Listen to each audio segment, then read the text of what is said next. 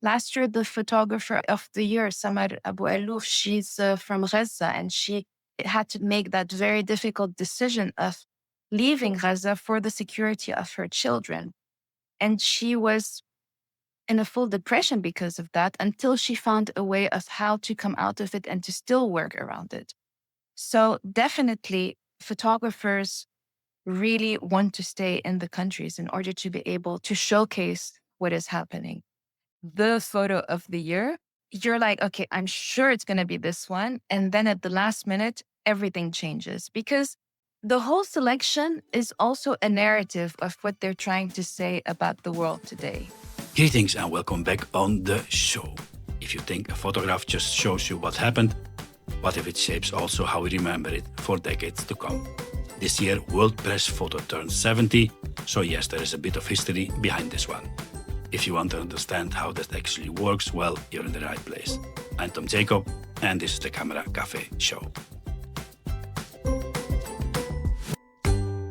Today, folks, we go behind the scenes of one of the most influential photography organizations in the world with Executive Director Joumana El Zhein Khoury. From growing up between cultures to leading World Press Photo through one of its biggest transformations in decades, this is a conversation about much more than just images. We get into what World Press Photo actually is today, how the judging really works behind the scenes, and also something very practical, how you can actually enter the contest and get your work seen. We also talk about something that feels more relevant than ever, how we read images in a world full of them, the responsibility behind selecting the ones that define our time, and how trust, context, and visual literacy are becoming just as important as the photographs themselves. And of course, along the way, there are some lighter moments from music choices to cooking and what it's like to be a self-declared democratic dictator running a global foundation. Grab a coffee, settle in, and let's get into it with Joumana El Zhein Khoury. Good afternoon, Joumana, and welcome on the podcast. It's a pleasure to have you here for a little talk about maybe your life, photography, and of course, World Press Photo. Yes, so nice to have you, to be here with you. Thank you so much for the invitation. No, it's a pleasure. And of course, the total coincidence that today we do the interview and tomorrow, what day is tomorrow, Joumana? So today tomorrow, we're actually going to be having the presentations for the Joop Swart Masterclass participants for the 29th edition. And and then we're going to be doing also a whole public program around our 7th year anniversary. So it's a very exciting week this week. I'm sure you're not going to sleep tonight. Well, with 3 kids also maybe it's difficult, but... Well, they're big now, so it's okay. Joumana, then you were born in Beirut. I think you were educated in Paris, in New York. Now you live in the Netherlands. Pick me one favorite cuisine if you have to eat it for the rest of the week. Lebanese. I think most people will pick that cuisine. It's, yeah. And the thing is that we had to leave Lebanon because I was born in 1975 when the war had just started. And so we needed to migrate from Lebanon. And then we were thinking, okay, 1 year, 2 years. And then, 50 years later, we're still out of the country. But Lebanon still is the house, the home is the home country still, despite all of that. You moved a lot, Joumana. How you feed that connection with your home country when you were so far away from it? I think it's quite interesting. I think growing up, whenever people ask me what nationality I am, I always say I'm Lebanese, actually. So Lebanon has always been and continues to be very close to my heart. And my home country. But I have to say, growing up, of course, you're always searching for your identity, especially when you don't grow at home and you grow in different cultures and you change different countries, different languages, different foods, different norms, etc. But around 10 years ago, I met this writer. Her name is Elif Shafak. She's a Turkish writer. And she said that she feels like a nomad. Home is actually, she takes a bit of everything from every culture that she goes into and she lives in. And then her home is what she keeps in herself from all of these different cultures. And how I like to identify myself today is I feel a bit at home in different places. And it's because I take so many things in me. And it's a richness to have that. And today in our world that is so polarized, so closed up upon each other, so much lacking of dialogue and people not wanting to know what the others are thinking or the perspective of the other, I think this is really us actually. I mean, culture in itself, it's a richness. It's basically like food. Yes, yeah. It's a basic need. It's as much a basic need as food and housing and health. Yeah.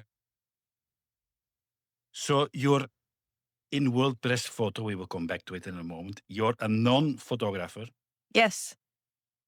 If a picture, they always say a picture is worth 1,000 words. Yeah. What is a question you ask yourself, Joumana, when you see a winning picture or maybe a selected picture for that matter before anyone tells you what the story behind is? I have to confess, I really don't like the quote of a picture is worth 1,000 words because I think even though a picture, you immediately have a reaction towards a picture and an emotion that a picture can give you. When you really read the picture and understand the caption and understand who took the picture, then you're able to read it in a very different manner, actually. So, of course, images are a universal language, and that is a richness in itself. But it can also become a danger when, in our world today, when there's so many images that people are consuming on a daily basis in such a quick manner, and they're not even taught to be able to read these images in a proper way, then it becomes quite dangerous actually, because then they're only thinking, okay, I'm looking at what I'm experimenting and experiencing what I'm seeing without wanting to know what is behind it. And that is, I find, very problematic in a world where there's polarization, where there's fake news, where there's people who react without pausing and thinking. That becomes very dangerous. But on the other side, of course, we have, with all the social media, there is coming out much more work than ever. And it's Yeah. amazing. It's only that we need to stop and think what we are seeing. Yeah. I'm seeing so many people with so many great projects now, and it's amazing. Absolutely. There's a richness to it. And at World Press Photo, for example, we only allow professional photographers to enter their work to our contest. But the definition of professional photographer has really evolved since 70 years. So at some point, it was a professional photographer could only be someone with a press. Today, a professional photographer is someone who has so many followers and has so much impact on social media also. That is also, and in that sense, it's an incredible tool and power that you can take in your hand as a photographer anywhere around the world if you know how to use it in a proper way. Especially when the industry of photography and the media industry is becoming so complicated and so much linked also to freelancers, etc. So it gives it much more freedom for photographers from around the world to be able to share their work. Let's get a bit to you for a moment, Joanna. So your professional career is amazing in itself. Thank you. From you worked in Prince Claus Fund, the Luftia Rabiana Foundation, the Arab Image Foundation, and then you entered into World Press Photo. Yes. Tell me a little bit how you got there. You got asked for it, or it was like your destiny for your next big project in life?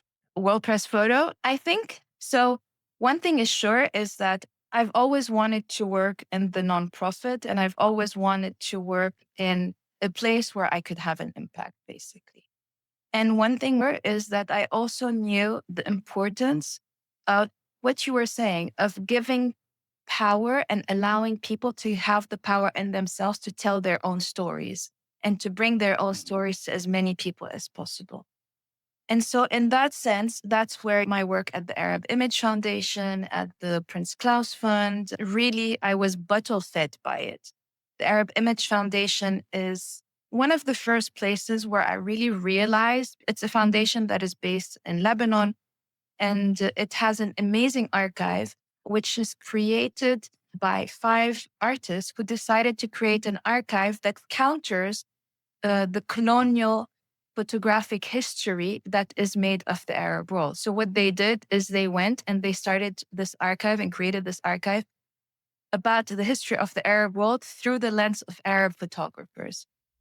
And it's there I had, whoa, just, by photographing the same thing, but through a different lens is such a big difference and has such a big impact on how you see yourself as a person coming from that place, how you identify, how you're understood by the other people, etc.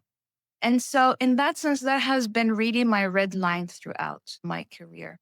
At the Prince Claus Fund, it's a foundation that supports culture around the world, specifically for development of people. That's where they say culture is a basic need.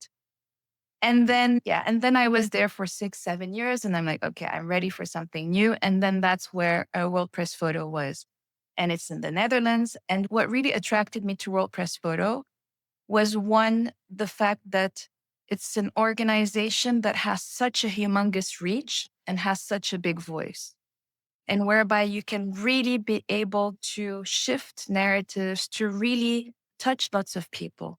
But also, I thought that it really was an organization that needed to be refreshed in that sense, and that needed to bring in a different eye and a different lens. And that's where I thought I could be of help there. And I think the fact that I'm not a photographer actually made my work easier, because I didn't have all of this baggage on my shoulders about what do you do? Can I do this? So I didn't have all of the boundaries that maybe someone who is so into the photography world would have. So on your very first day, what outsider question you asked all the board there that maybe a photographer didn't think about? I don't know. What I did actually in my first 2-3 months was I spoke to over 300 people. And what I did is I asked everyone to give me. So I asked people, the board, my staff, but also other people who were working very closely with the foundation, give me 5 names of individuals that you think I should speak to. And you decide who is important for me to speak to. And then from those conversations, I asked every single one, tell me the good, the bad, and the ugly about World Press Photo.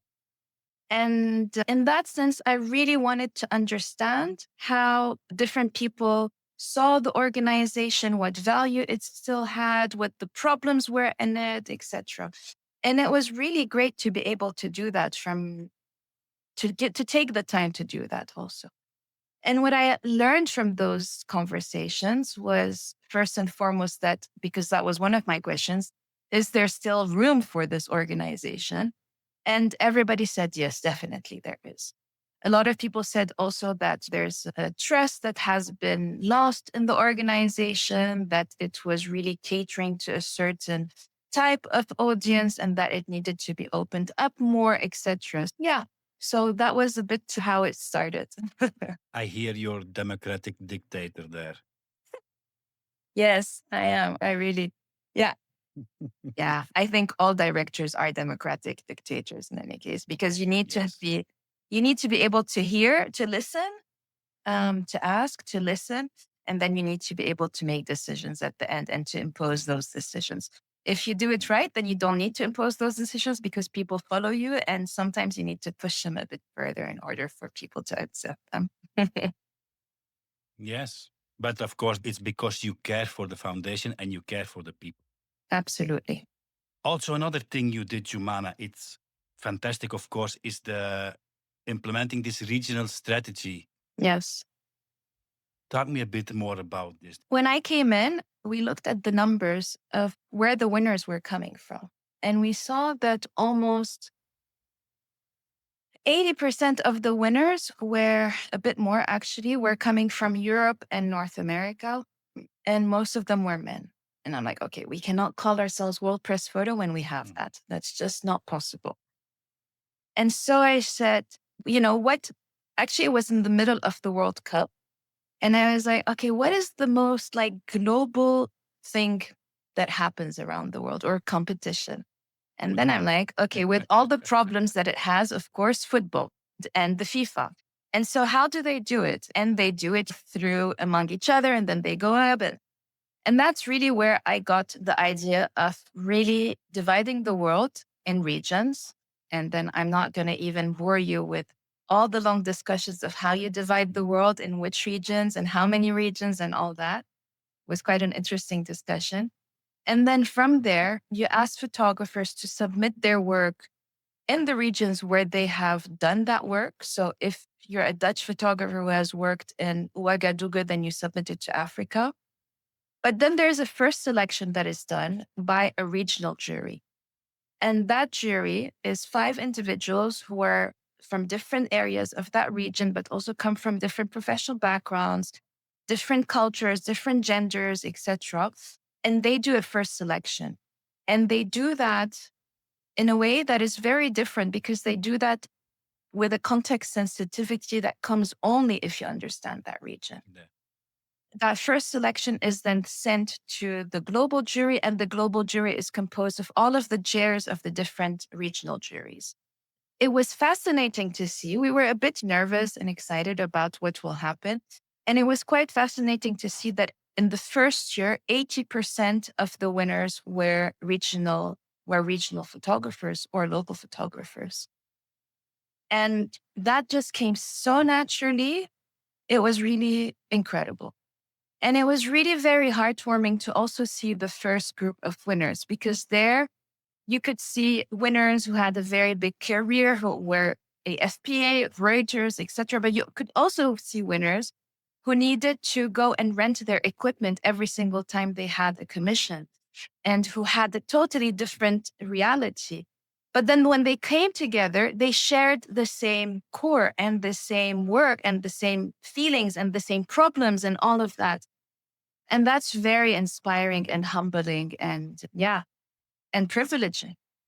You just make me think with all this that last week, Joumana, I spoke with Lian Olwage from South Africa. Oh, I think yes. she won last year. Yes. She won the story of the year, I think. Yes. And she's just She's this incredible. amazing. Yeah. She laughs a lot and she has so many good stories to tell. And I really, Yeah. really had a great time with her on the podcast. Yeah. No, it's incredible.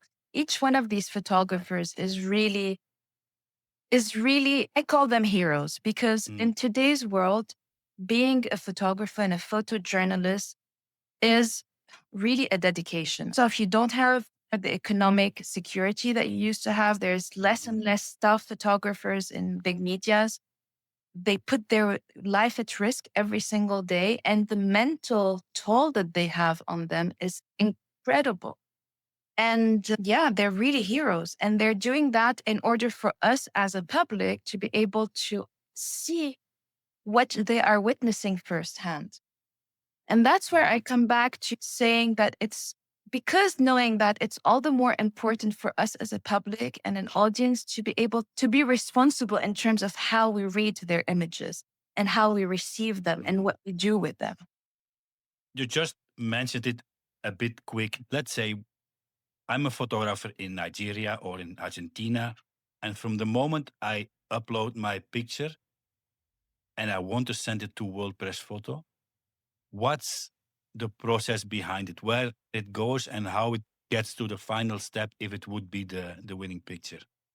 So first off, there's quite a lot of work that's done beforehand. So every year we update our ethic code, our manipulation check codes, etc.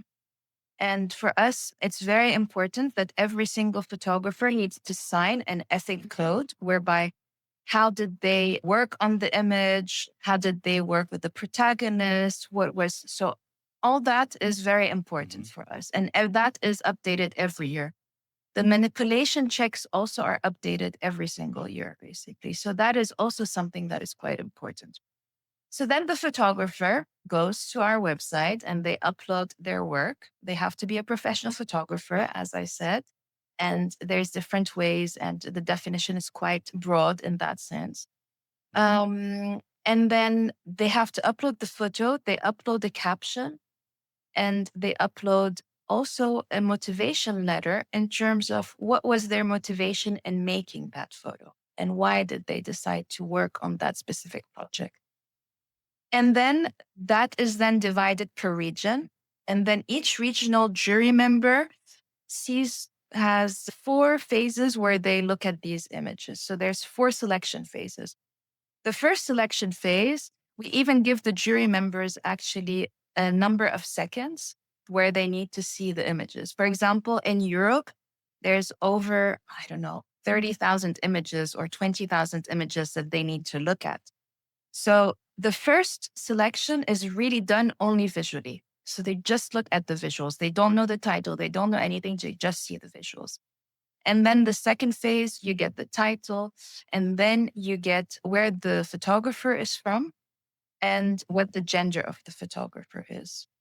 And then we have a selection of, I think, 20 singles, 20 to 30 singles, and then stories and long-term projects that then go to the global jury. And then in the global jury, that's where there's more research that is done around the captions. And the global jury then gets to see what the motivation of the photographer was in terms of taking the image. And all that is done online until not all that is done online. So the first phase. And then the global jury comes to Amsterdam where they come and sit together and have a week long of discussions around the images. And the final selection is we print all of the images and then we put them on a big table and then the jury just has these incredible discussions. It's actually the best part of the year for me is when I'm sitting in these discussions and listening to the jury members talk. It's very enriching. Mm. And how hard it is to pick only one? They pick 42, but the photo of the year, sometimes it's quite easy and they know it from the beginning, actually. And sometimes you're like, okay, I'm sure it's going to be this one. And then at the last minute, everything changes because it's also, the whole selection is also a narrative of what they're trying to say about the world today. It's also a message that they put out there. And it's quite interesting because every year the jury changes, which means that every year there's a different dynamic. There's a different focus. There's some juries are more crazy than others. Some are much more toned down. Some are much more looking at the technicalities of the images. So it's always fascinating in terms of seeing the dynamic that develops throughout the jury. It must be an amazing process sitting there. It really is. And what you think, Joumana, with these regional changes you made, new criteria you think these regional judges prioritize when they see work? Because of course they will see it different. We do maybe. I think there has definitely, it depends on which region you speak about. It's quite interesting because every region reacts to this regional focus in a very different way. For example, in the African region, the African regional jury members are very keen and very active in terms of we don't want to showcase Africa in the way that it has been done. We really don't want to go into the stereotypical way. So have quite an activist stand in that sense. Other regions react totally differently. But I think what I've really seen throughout is the importance of showcasing what events were very important in the region and also in what way they are showcased and by whom they are showcased and what is the message that will come across at the end. So definitely, I think who is taking the image sometimes is quite important. Other times it is not because the image is just so strong in it by itself that you don't really care. But this year, for example, there was one photo that has one World Press photo that is in the Donbass region, showcasing a soldier from the Russian military who was in a makeshift hospital, actually. And the photographer was Russian. And there was quite a lot of discussion in terms of, okay, what is this photo trying to show? And what is the caption behind it? So we had to really ask the photographer, without the jury knowing who the photographer is, but us as an organization, what was the whole story around the soldier, etc. Because the photographer was also Russian, there was quite a lot of um, un- uh, uh, sensitivity in terms of what is being said and what is trying to be portrayed Mm. here. And in this occurrence, the photographer was showcasing how this soldier was actually a Ukrainian who was conscripted in order to become part of the Russian army and who was fighting Ukraine now against Ukrainian army. So it's this that the jury wanted to show. Um, so it is complex, actually. I mean, you have so many images, so many stories to go through. Yeah. Yeah. Yeah, but things are becoming more and more complex. So we're really on the front line of seeing things. Last year, we had quite a number of images that were changed without the photographer knowing because the photographer had used AI denoising, for example. So that is one thing. We had last year a whole question around that is it important for which agency a photographer is working for? Does that Mm. change the image that is in front of you? So there's really some very tough questions that we need to navigate when we are putting these images out there and that the jury needs to navigate when they're also judging the images. Mhm. And I think that comes very much from the regional setup. I think that you did a fantastic work there Thank you. because it makes it much more like personal, interesting now. Yeah, I Yeah, think, very well done. thank you. Joumana, you are really a bit like, let's say, a custodian of history. And WordPress Photo has happy pictures, but it also has a lot of human suffering or painful moments in the Yeah. archives. What you feel when you're dealing with such a powerful collection of human suffering? Depression. I have to say, it does, for the contest, it does take me around 2 to 3 months to really get over it, get Mm. over all of the images that we look at um, Mm. through the entries. But also, when we have, for example, this year, as we've done this exhibition together with Christina Glass curated, which is called What Have We Done? Um, It was the first time that we asked an external curator to have a carte blanche and look at our archive and to come up with something. And I thought it was very interesting that she found those visual tropes and those very present visual tropes within our archive.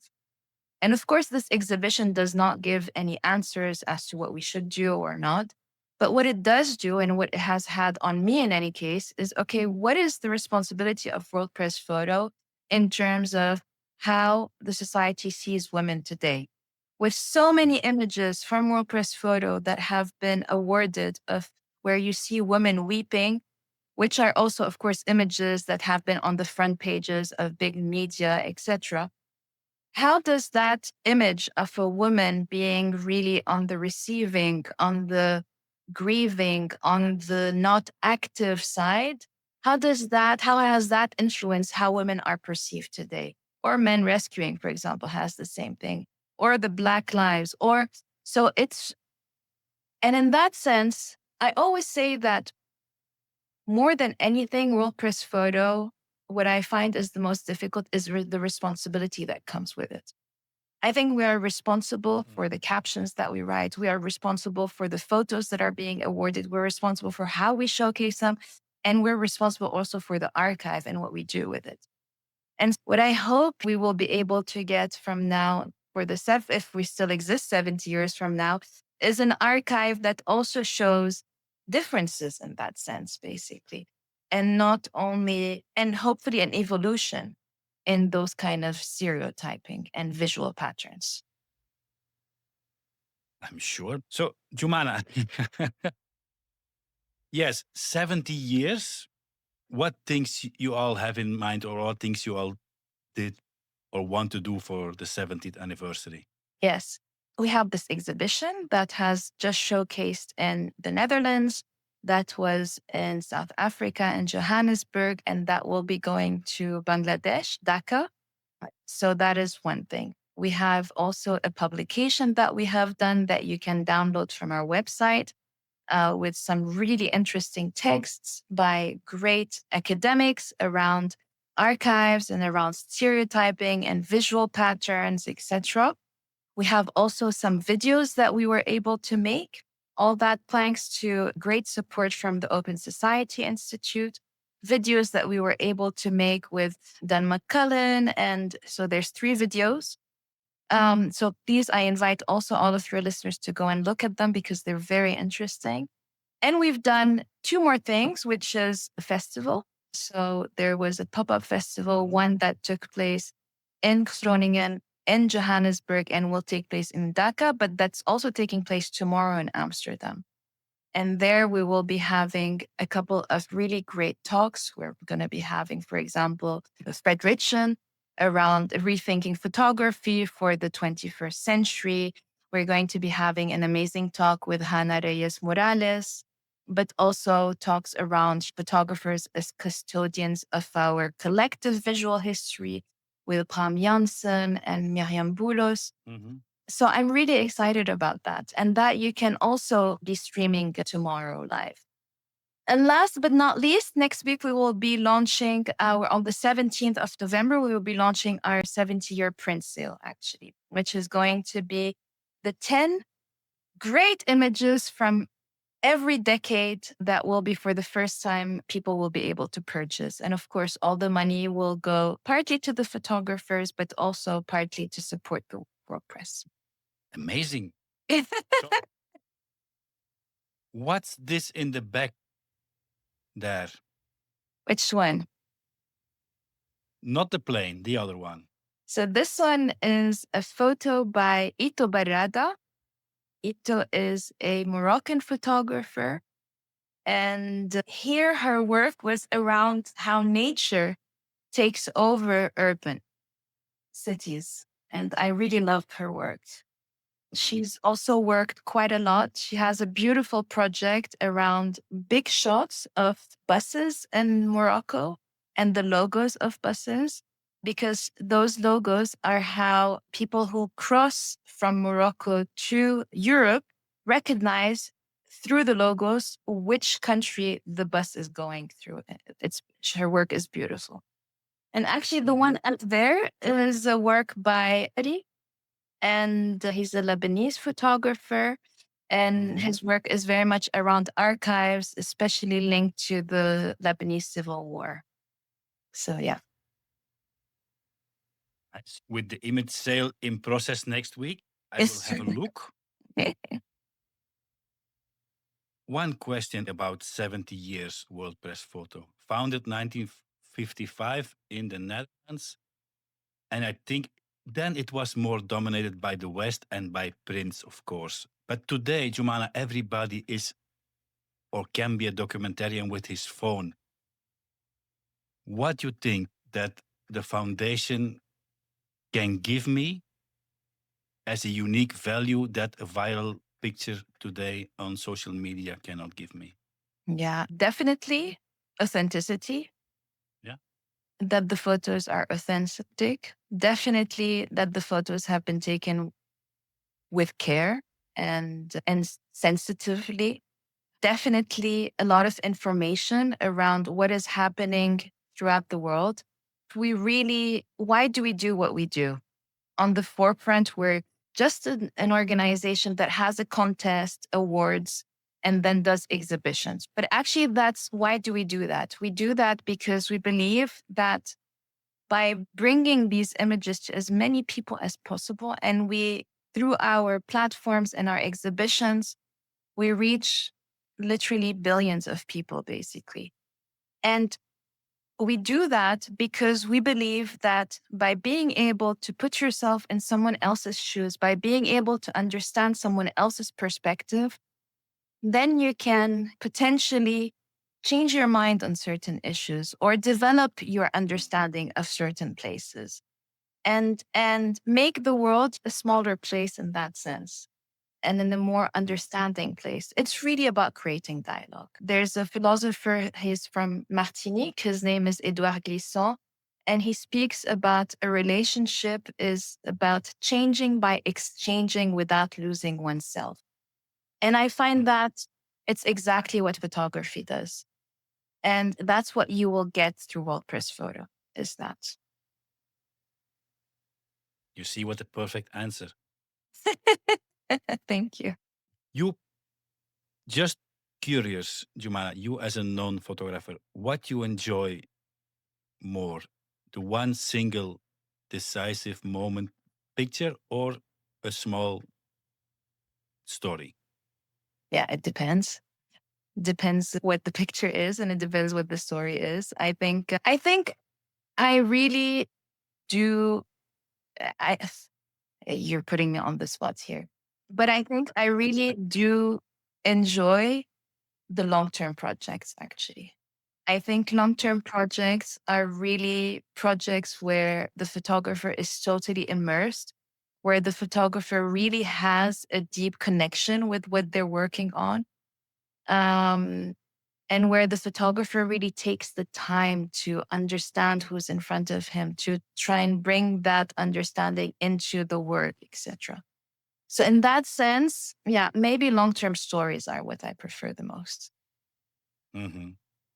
When I see a decisive moment picture, it can be amazing, but I like the one, Joumana, where maybe it's not decisive, but it's instantly I say, I want to see more. I want to Yeah, see more because this is a great project. yeah, absolutely. Mm-hmm.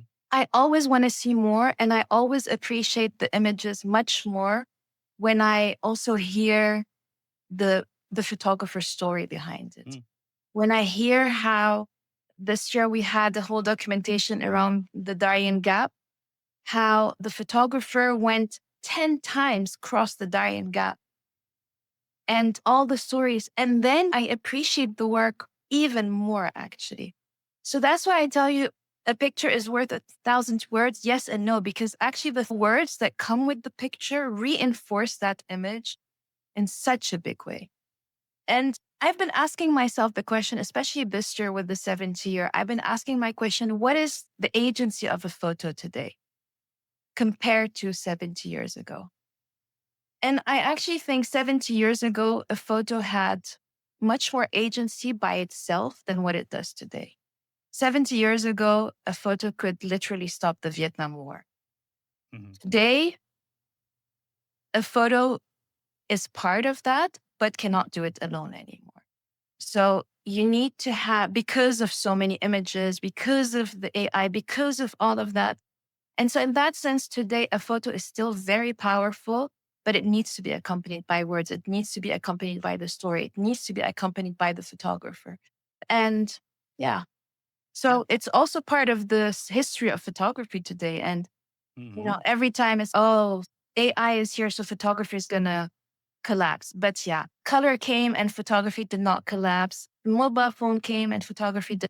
So I really don't think it will collapse. I think actually it will become even stronger because of the witness part of it. And why you think I'm doing this podcast, Joumana? Because Just to get the people behind the picture. Yeah, of course.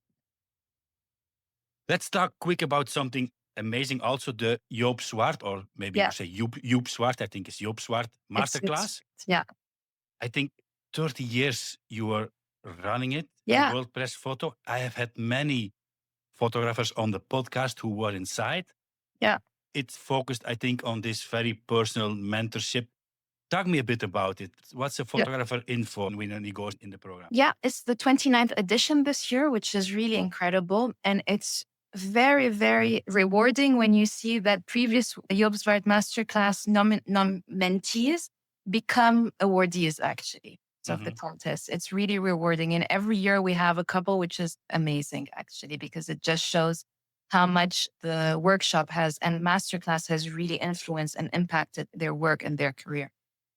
3 years ago, we decided to relook totally at the masterclass and to look at, okay, what is happening around? There's lots of, so Magnum does workshops. There's lots of different organizations who are doing it. What is today missing for photographers? And what we realized is that not many photographers are able to have toolkit of what they need in order to have a sustainable career this year now. So we have adapted the masterclass by, on the one hand, of course, having the core focus, which is around the making of your project and the finalization of the project that they're working on. But also, there's a whole other part to the masterclass, which is about how do you negotiate contracts, safety training, resilience training, portfolio reviews, how do you write grants, etc. Because of the fact, as I told you earlier, that more and more photographers are actually freelancers, so they don't have access to all of that. And in that sense, this is very important also. But yes, tomorrow we will have the presentation of the 13 mentees, and their work is incredible. Yesterday, I was during the rehearsal and I was listening to their pitches, and their work is so different, each one of them, but also so similar in the care that they put in it, and the hope that they have in it because of the work that they put in it, in the fact that they have felt so enriched because they have come together and they've built very close ties together. But also in the reality that just comes in our face, because this week, two of the photographers could not be with us because one of them is in Lebanon and has a refugee status, a Palestinian refugee status, so he could not leave. And the other one is in Gaza and he could not leave either. So tomorrow there will be work around how domestic workers are treated in the Gulf. Domestic workers from Bangladesh specifically are treated in the Gulf in a very beautiful way. There's also work around how urbanization has been eating up the waterlands in Mexico. But also, what does it mean to be in a space where you don't have a state? Um, and yeah, so much more. So it's really, it's very inspiring. I see your eyes twinkling. It's only Yeah, on the yeah. podcast we won't see it, but No, absolutely. today in an Instagram post, you presented 6 of them. And I think 3 of them, they are from Lebanon or stationed in Beirut. You come from Lebanon, and Lebanon, economical crisis, problems with basic necessities.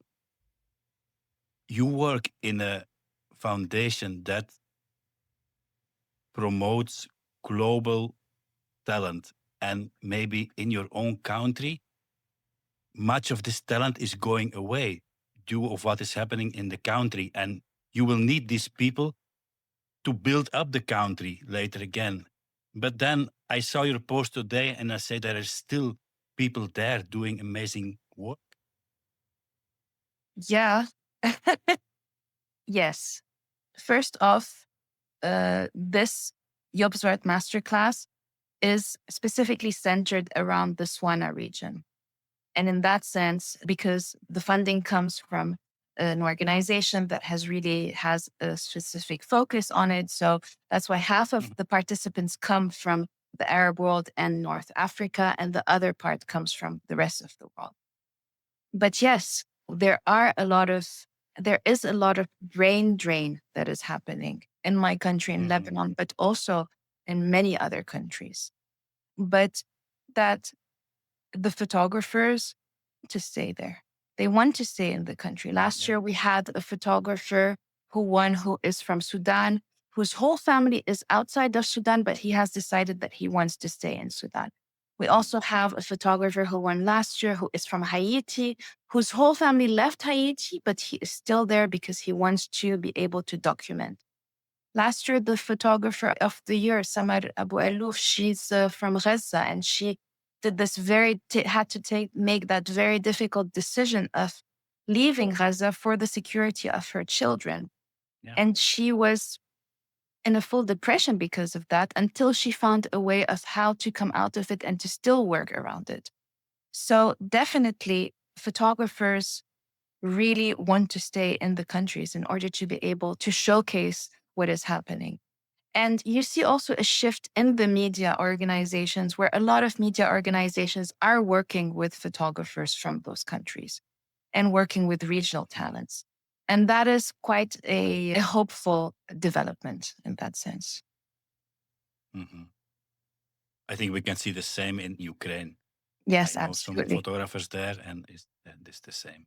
Absolutely. Just quick, because I don't want to go all out on AI, because you touched it, but you feel like it's maybe threat, AI, getting to foundation like WordPress photo, or you're planning to do something? Yeah. So, of course, it's a threat. Uh, AI is a threat in many different ways. AI is a threat in terms of fake news. AI is a threat in terms of specifically of fake news, actually.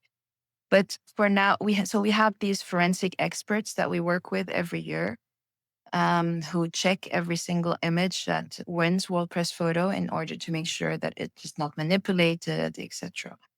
And for now, they can still discern when there is an AI manipulation or not. And they're able to do it because they still have the raw files. So there's still, AI is not yet generating raw files. But they do expect that maybe in a year or two or three, I don't know, AI might be able to create raw files. So that is really something that we are now looking into, and what can we do about that? We're also working very closely with, for example, our sponsor, who's Fujifilm, who is also working in the photo industry and the camera industry, in order to see what kind of policy to do around that. So there's a lot of things happening around. But I think there's also a very important element, and that is the visual literacy of the audience and of people receiving these images. I always say that when you compare how much we as people are being taught how to read a book. So you're being taught from when you're very little with how to read the alphabet, how to decipher books, sentences, etc. And when you see how much you're being taught as to how to read an image, and when you see the number of images that you're faced with on a daily basis and the number of words that you're faced with on a daily basis, it just does not compare, basically. So there's a big issue in terms of visual literacy. And that is really something that we are very keen on, that we have been working on quite a lot, but that we are very keen on continuing to work on a lot. Because I think that it also is what I said, the responsibility also of the audience in terms of how to understand these images. But I think AI will pass. Yeah. I think it will pass. And I think actually what I said, I'm hopeful that photographers will come out from it stronger. Maybe not all photographers. Maybe some photography will be done by AI. I don't know. Maybe sports photography will be done, or portraits. I don't know. But I think that there's some essential part of photography, which is the witnessing, that will still be there, and that people will really want to have a human being's eye behind it. There is always people, Joumana, who wants to tell real stories. Yeah, exactly. And people who want to see real stories. Yeah, of course.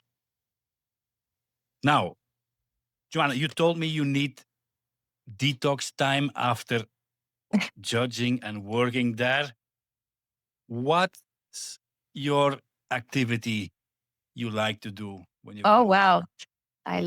I actually like to do ceramics Okay. Yeah.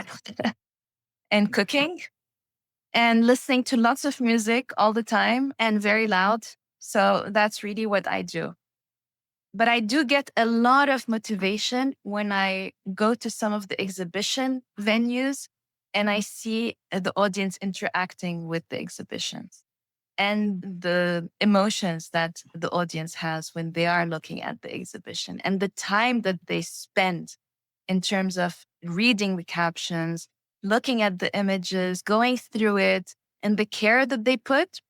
Then it makes it all worthwhile. And then I'm fully motivated again and ready for a new session and a new year. So you're going to be a fly on the wall in your own exhibition, so to speak. Always. I'm Amazing. actually mostly of the time, almost, even though I'm a democratic dictator, I think I need to be a fly in the wall on the wall in order to be able to do that. Yeah. And democratic dictator, if that needs a theme song, which one is it? Oh my God. Which is the one that makes you happy jumping on the street in Amsterdam? What's it called? The moon. Oh, shoot. Is it the moon dance? It's the moon dance, I think. Wait, let me tell you what it is. You have a second for me? I have a Tell me. second, yes. Uh-huh. I will tell you which one it is called. Let me see. When you want it, it's not there. In the moonlight. That's the Okay, one. now I know. Now I know the one you mean. It's a pity I cannot put it now to end the interview due to copyright issues, but I know everybody will know the one you mean. Joumana, to end this, your whole career has been about promoting culture, now photography, and critical looking. What's one critical thing that you successfully forced your kids to love? I think the fact that they question what is in front and the curiosity. I think being curious is what and being curious and open to others. I think that is really what I brought to them, I hope, in any case. And when you go out and you say, let's visit this museum, they are happy? They are. Excellent. They are. And they take the time to read the captions. You will make another museum curator very, very happy.